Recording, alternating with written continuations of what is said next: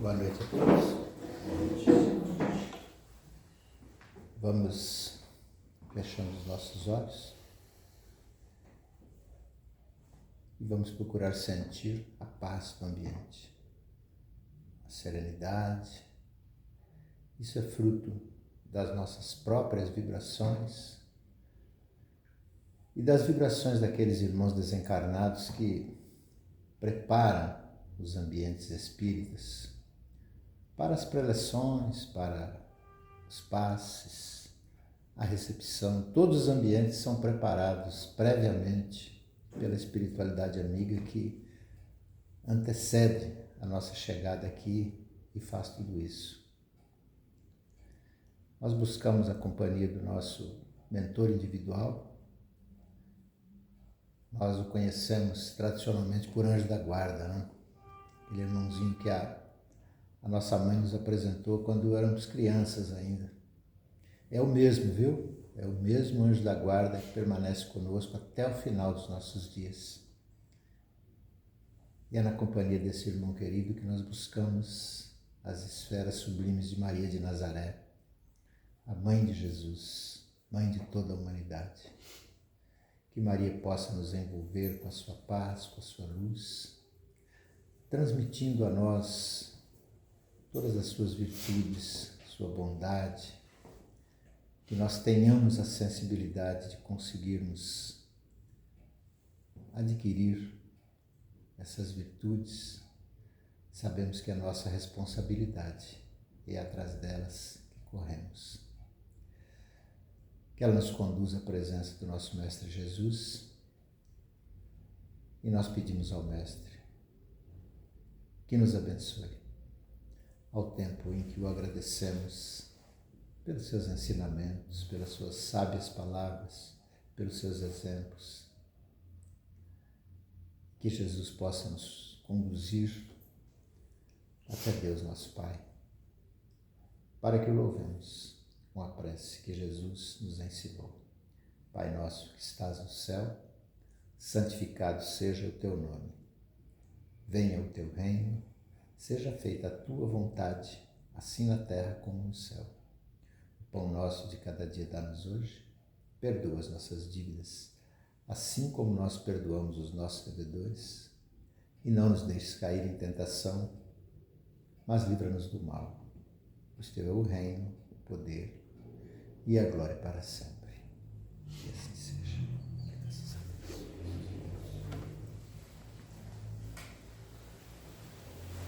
Boa noite a todos. Boa noite. Que a paz do Mestre nos envolva. Boa noite a todos de novo, né? Porque eu tinha falado uma vez. Então, acho que aqui dispenso apresentações, né? É só dizer que é uma tarefa que a gente gosta muito, embora,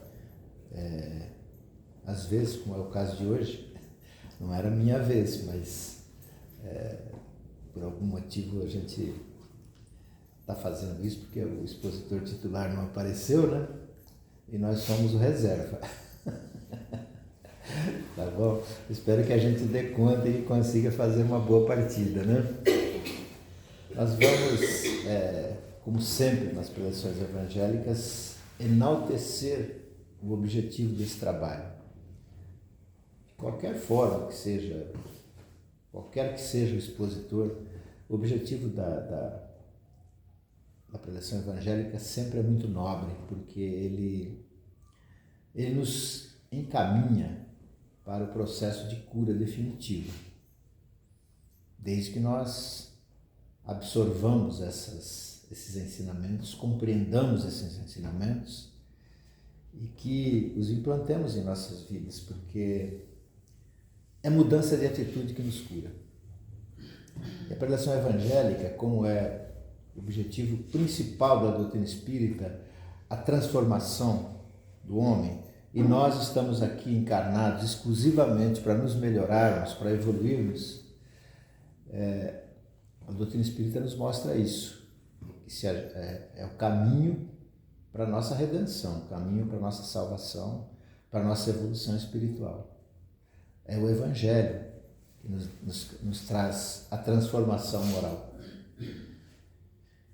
Se a gente não conseguir a cura definitiva, o Evangelho pelo menos nos ensina que esta encarnação nós teríamos que passar por esta situação que nós eventualmente estejamos passando e que a gente aprendeu, com toda certeza, a gente enfrentando as dificuldades com resignação, com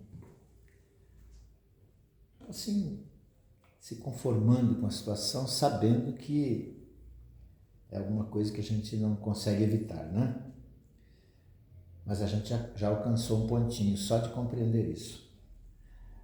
O tema de hoje, baseado no Pílula Mensal, trata de um assunto bastante interessante, bastante contemplado em preleções evangélicas, né? Quando a gente fala em transformação moral, a gente fala em quê? Em conhecer os próprios defeitos e buscar eliminá-los, na medida do possível, e substituí-los por virtudes. O grande objetivo é esse. Nós estamos aqui para evoluir, exclusivamente. Nós não viemos para outra coisa. Temos que crescer espiritualmente, senão nós perdemos a encarnação. Nós nos divertimos, nós namoramos bastante, nós bebemos bastante, nós comemos bastante, mas foi uma encarnação. A gente vai ter que repetir, igual quando o aluno repete o ano na escola. Temos que passar por tudo de novo, né? Até aprendermos. O tema, então, é contemplado numa das bem-aventuranças de Jesus que a gente está vendo ali no quadro. Isso aí é capítulo 5, versículo 7 do Evangelho de Mateus. Bem-aventurados os misericordiosos, porque eles alcançarão misericórdia. Misericórdia é uma palavra que tem vários significados, entre os quais piedade, comiseração, indulgência, o que mais? Solidariedade. Por exemplo, nesse momento nós estamos todos em nossas preces diárias, ou quantas vezes nós orarmos por dia, não há uma vez que nós esqueçamos de pedir a Deus e a Jesus que estenda o seu olhar misericordioso sobre o estado do Rio Grande do Sul, que eles estão passando lá nesse momento, uma catástrofe sem precedentes, né? Então nós estamos pedindo o que? Nós estamos pedindo misericórdia, piedade nós estamos pedindo. Mas na preleção de hoje nós vamos ver um outro aspecto da palavra, que é um aspecto, um significado tão nobre quanto esses outros. Capacidade de perdoar. Capacidade de perdoar. Esse é o grande significado da misericórdia. E Jesus disse: os misericordiosos alcançarão misericórdia. Pouquinho à frente, no capítulo 6, versículo 14, ele repete a mesma bem-aventurança com outras palavras, só que ele não fala bem-aventurados. Ele diz assim, olha, se perdoardes aos homens as suas ofensas, vosso Pai que está no céu vos perdoará as vossas ofensas. Né? Então ele está só reforçando o negócio, só que agora com a palavra correta, que é o perdão. Né? Palavra correta, que é o perdão. E nós, quando oramos o Pai Nosso, dizemos a mesma coisa para Deus. Dizemos, perdoai as nossas ofensas, assim como nós perdoamos aqueles que nos ofendem. Quer dizer, nós estamos admitindo que se nós não perdoarmos, nós não merecemos perdão de Deus. Então, olha só como é importante perdoar, né? Em cima desta frase de Jesus, se perdoares aos homens as suas ofensas, Deus também vos perdoará, Emmanuel desenvolveu na lição 135 uma verdadeira aula de empatia, de indulgência e de misericórdia. Ele deu o título de Perdoa, Desculpa Sempre. E ele nos pede para nos colocarmos no lugar do nosso ofensor. Nós até conversamos sobre isso aqui, numa das nossas preleções, não muito recentes talvez. Que é isso, quando alguém te ofende, é preciso analisar por que essa pessoa nos ofendeu. Será que nós não ofendemos ele antes? Será que ele está bem? Será que a situação familiar dele está boa? Os filhos, a esposa? Será que ele está trabalhando? Está desempregado? Tudo isso, né? Mas assim, é para a gente fazer isso instantaneamente. Me ofendeu, eu processo que nem um computador com um superprocessador, né? Na hora, assim, no mesmo segundo. Vocês fazem isso, não fazem? Não? Ô louco, meu. Quem consegue fazer? Quem consegue fazer? A gente está em treinamento. A gente está em treinamento. Isso aqui é uma escola mesmo, né? Então a gente está treinando para isso. Agora sim, se não conseguir perdoar imediatamente, pelo menos não revide. Pelo menos não revide. Não ofenda de volta. Para não aumentar o nível da contenda, né? Não conseguiu perdoar na hora, perdoa no momento seguinte, mas não consegui nem no momento seguinte, no dia seguinte, mas nem no dia seguinte, estou remoendo aquilo, estou remoendo, semana seguinte, tá bom? Não, no ano seguinte fica melhor. E se não der no ano seguinte? Precisa acontecer o perdão. A gente não pode levar desafetos para o túmulo. Entenda-se, plano espiritual. Não podemos levar desafetos para o túmulo. Capítulo 5 também, versículo 25.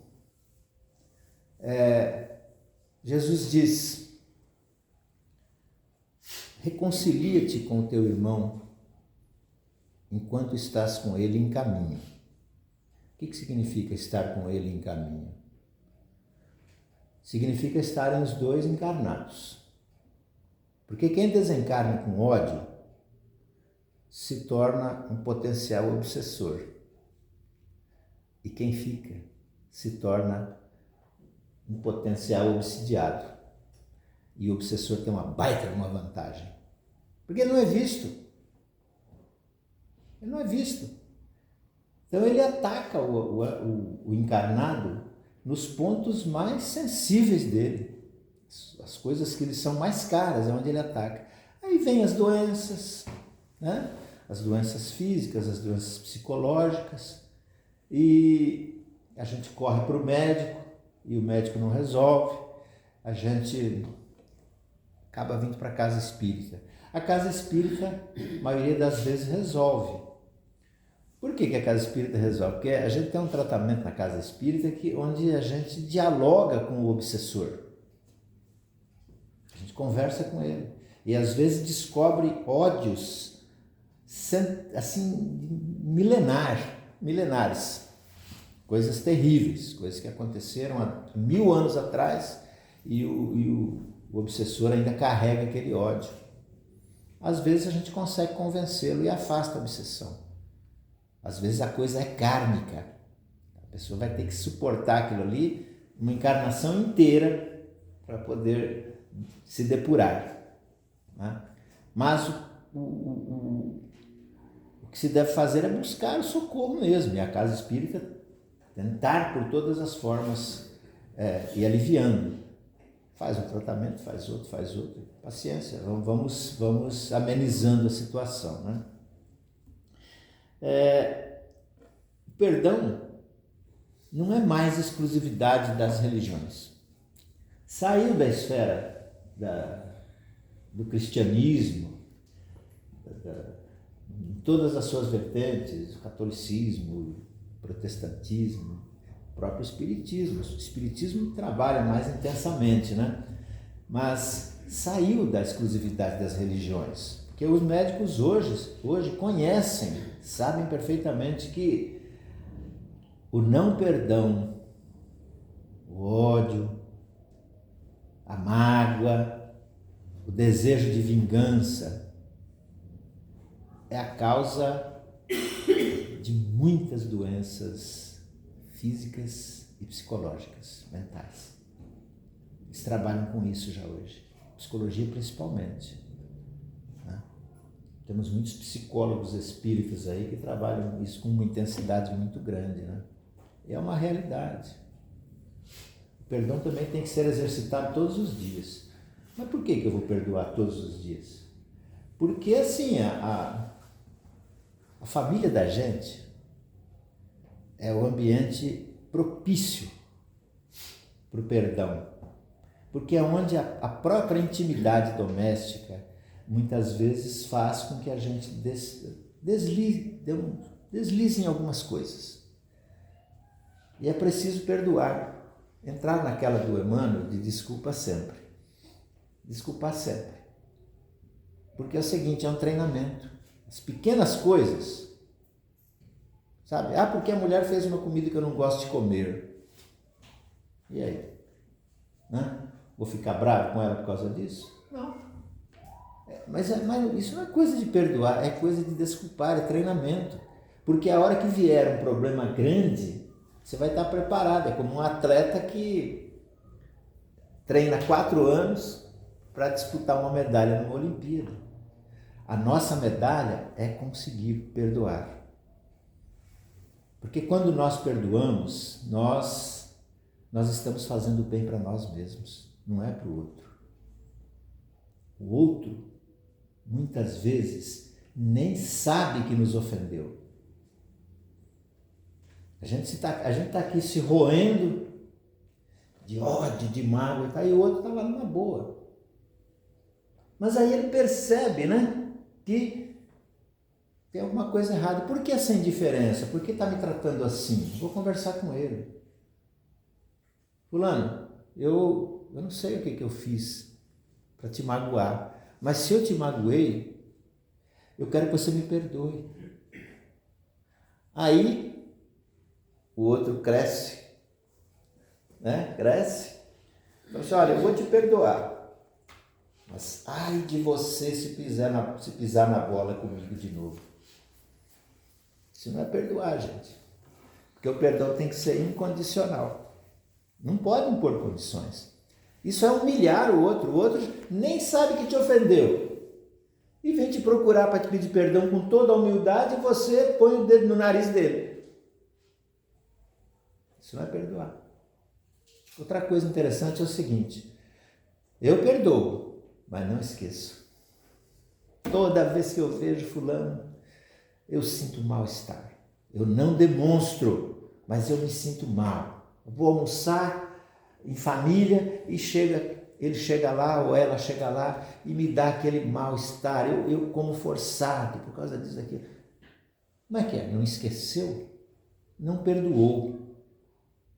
Não perdoou. Não adianta dizer eu perdoo, mas não esqueça, porque não perdoou. Porque se perdoar, esquece. Esquece o quê? Eu não estou com Alzheimer, não tenho amnésia, então eu não esqueço o fato, eu não preciso esquecer o fato. O que eu preciso esquecer é o sentimento de ódio, o sentimento, a mágoa que aquilo me causou, é o mal-estar que aquela situação trouxe para mim. É isso. E quem está precisando do perdão sou eu, porque a mágoa está em mim. Sou eu que tenho que perdoar, não aquele que supostamente nos ofendeu. Eu, como suposto ofendido, como pretenso ofendido, é que tenho que perdoar, porque o perdão faz bem, é para mim. E mais, perdoar sem limite. Perdoar sem limite. No capítulo 18 do Evangelho de Mateus, versículos 21 e 22, Pedro chega para Jesus e diz assim: Mestre, se meu irmão pecar contra mim, até quantas vezes eu devo perdoá-lo? E Pedro não estava se referindo a André, que era irmão dele, ele estava se referindo ao irmão em humanidade. Né? Até 7 vezes, ele pergunta. Bastante? Perdoar 7 vezes? Enche a paciência, né? Aí Jesus fala assim: em verdade, Pedro, eu te digo que não 7 vezes, mas até 70 vezes 7 vezes. Vocês já fizeram a conta, vocês já viram. E dá 490 vezes, né? Agora, então, nós vamos aqui entrar naquela de, não, ainda tenho 394 vezes para perdoar. Nada disso, gente. Quando Jesus colocou 70 vezes 7, ele quis dizer: não há limite para perdoar. É perdoar sempre. Perdão é uma atitude de caridade. Será que é mesmo? Olha, existe uma máxima espírita que todos vocês conhecem. É uma máxima adaptada da Igreja Católica que diz: fora da igreja não há salvação. Nós dizemos: fora da caridade não há salvação. Aí Kardec, sempre em dúvida com as afirmações, né? Ele pergunta para o Espírito da Verdade, pergunta 886 do Livro dos Espíritos, ele pergunta: qual é o verdadeiro sentido da palavra caridade, segundo o qual Jesus a entendia? Olha, ele pede o entendimento de Jesus sobre caridade. E o Espírito da Verdade responde: benevolência para com todos, indulgência para com os erros alheios e perdão das ofensas. Então, é um ato de caridade, né? E a gente perdoar e pedir perdão é um treinamento para a gente também perdoar-se. Mas por que perdoar-se? Porque a gente carrega a mágoa da gente mesmo. Ah, não, eu não carrego. Não carrego. Então vamos fazer um teste aqui. Todos vocês, principalmente os mais velhos, né? Aqueles que já estão com alguns cabelinhos brancos na cabeça, outros já perderam um pouco do cabelo e tal. Eu desafio a olhar para trás, para a sua vida pregressa e dizer: mas como eu sou maravilhoso. Olha que maravilha que tem sido essa encarnação. Eu nunca cometi um erro. Eu fui o melhor filho, fui o melhor pai, fui o melhor marido. Sabe? Minha vida é uma maravilha. Nunca fiz mal para ninguém, nunca prejudiquei ninguém. Olha, talvez tenha alguém aqui que tenha essa condição. Eu não tenho. Eu estou na doutrina espírita há uns 30 e poucos anos. Embora a gente sempre tivesse um pezinho lá, nunca estudou a fundo, nunca foi atrás para entender essas coisas que a gente está hoje aqui passando para vocês. Mas tem coisas que eu fiz que eu não ouso comentar. Me envergonho de certas coisas que eu fiz, sabe? Mas tem um negócio muito interessante. Tem uma frase que é usada no dia a dia, que as pessoas não se dão conta da profundidade dessa frase. É o que tem para hoje. É o que tem para hoje. Então você pega a sua vida pregressa, pega aquele dia que você brigou com seu pai lá quando você tinha 12 anos, que você quase saiu no braço com ele. Não é o meu caso, gente, graças a Deus, nunca tive esse tipo de coisa com meu pai. Chega lá, leva essa situação, leva essa frase para aquela situação. O que você vai concluir? Era o que você tinha para aquele dia. Eu poderia ter criado meus filhos de maneira diferente, eu poderia ter sido mais brando, mais exigente, poderia ter dado um encaminhamento diferente na vida deles, tal. Tá bom, pega essa frase e leva para aquela situação. É o que você tinha para aquele momento. O Cortella, que todos vocês conhecem, ele gorduchão, ele usa uma muleta de braço aqui agora, né? Ele está com algum problema. Mas eu vi ele num certo vídeo, eu acredito que vocês também tenham visto, vocês só não estão lembrados, mas eu vou lembrar para vocês. Ele diz assim, você está numa festa. Você está numa festa. E você já está no final da festa, tomando um cafezinho. E você derrama café em alguém. Por que você derramou o café? Eu estava numa boa, já ia pondo a xícara na boca, alguém bateu no meu cotovelo e a xícara entornou. Eu derramei o café. Eu fui me virar e distraidamente não percebi que a pessoa ia passando. Derramei o café. Ele disse, não foi por isso que você derramou o café. Você derramou café porque você tinha café na xícara.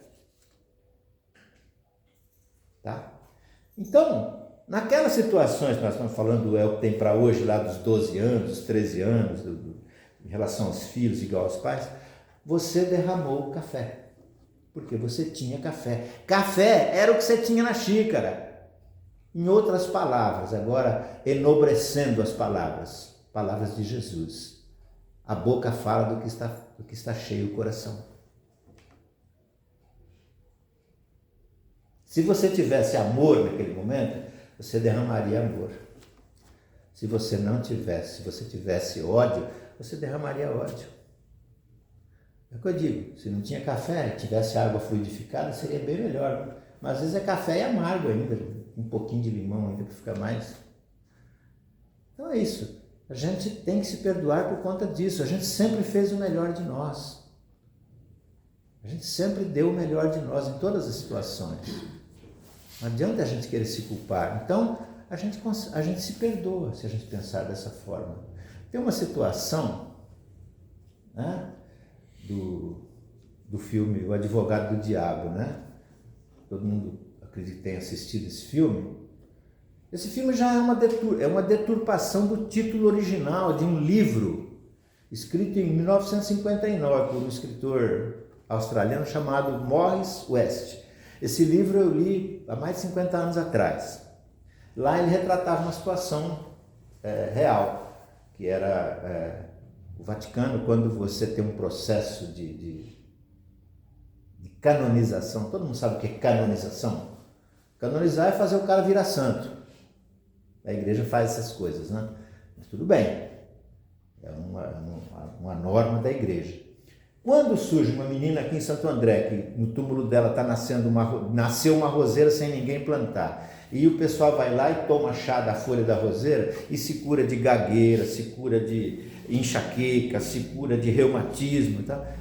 Chega no ouvido da igreja, a igreja manda para o Vaticano o processo.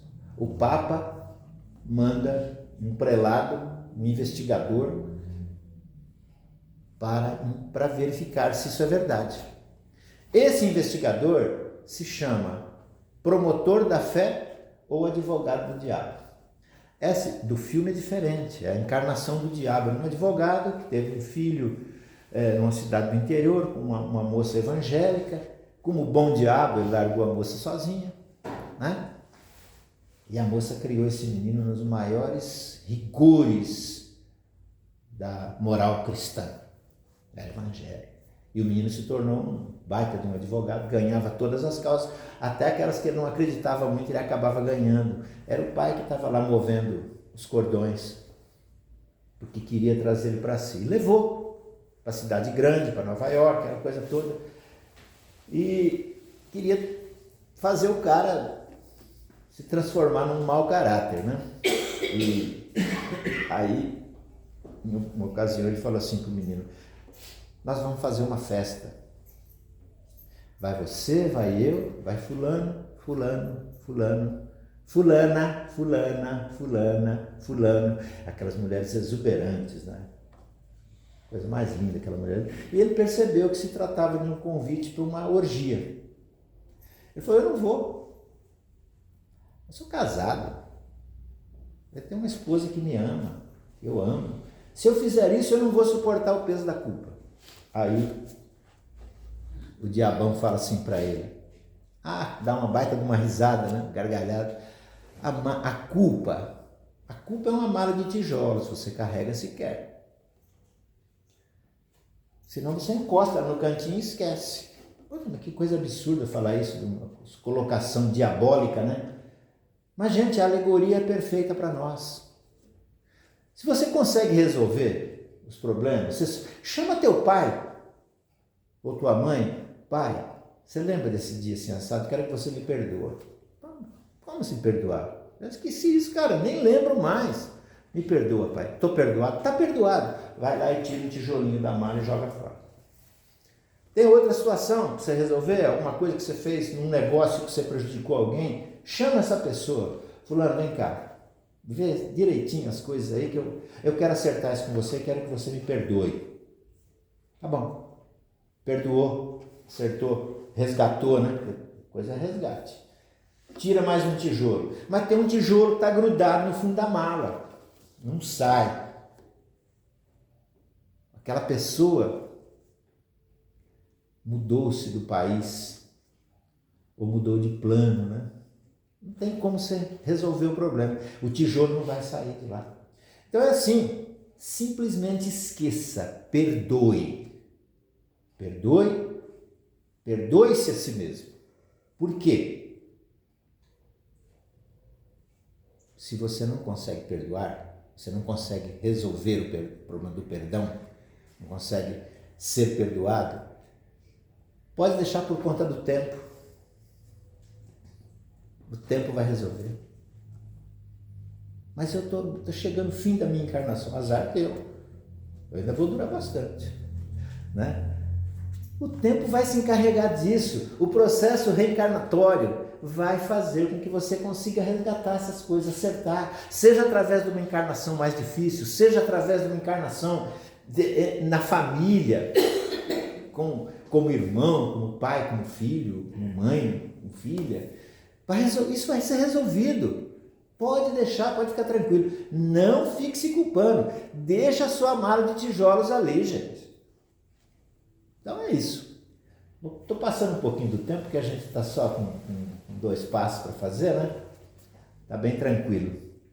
Mas é assim, concluindo, perdoar ao próximo é seguir ensinamentos de Jesus.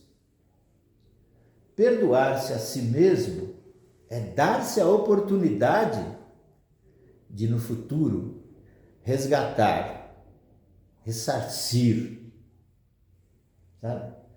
Todo o mal que você eventualmente tenha feito, ou todo o bem que você eventualmente tenha deixado de fazer. Que a paz de Jesus continue conosco. Obrigado. Fechamos mais uma vez os nossos olhos e manifestamos aqui a nossa gratidão ao plano espiritual por mais esta oportunidade. E nos sentimos alegres, até com certo alívio por conta das possibilidades que a gente tem de resolver o problema de perdão em nossa vida. Nós vamos dividir isso com toda a humanidade sofredora, vibrando pelo bem universal, pela paz no mundo, pela pacificação do coração dos governantes das grandes nações.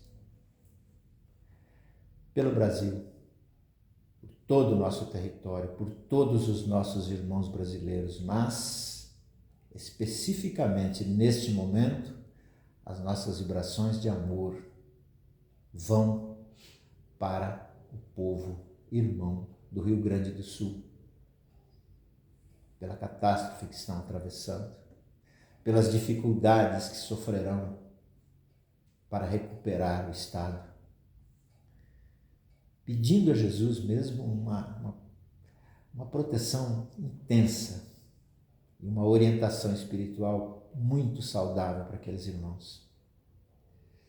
Vibramos pelos hospitais e pelos doentes do corpo e do espírito. Vibramos por todas as religiões que propagam o Evangelho de Jesus. Vibramos por todas as famílias e por todos os lares, os santuários das almas em esforço de renovação cristã. Vibramos pelos nossos familiares. Vibramos pelos nossos lares, iluminando cada cantinho, orando, imaginando aqueles que deixamos em nossas casas, para que estejam também sentindo a proteção e essas vibrações amorosas. Vibramos por esta casa espírita que nos acolhe, que nos dá a oportunidade de algum aprendizado, que nos permite compreendermos determinadas situações que antes não estavam ao nosso alcance. Vibramos por todos os trabalhadores, os voluntários, por todos os trabalhos aqui realizados, por todos os assistidos, por todos os alunos da Escola de Aprendizes do Evangelho.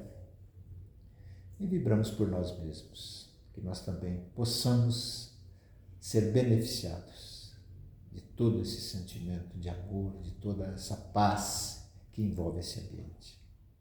Que assim seja. Graças a Deus.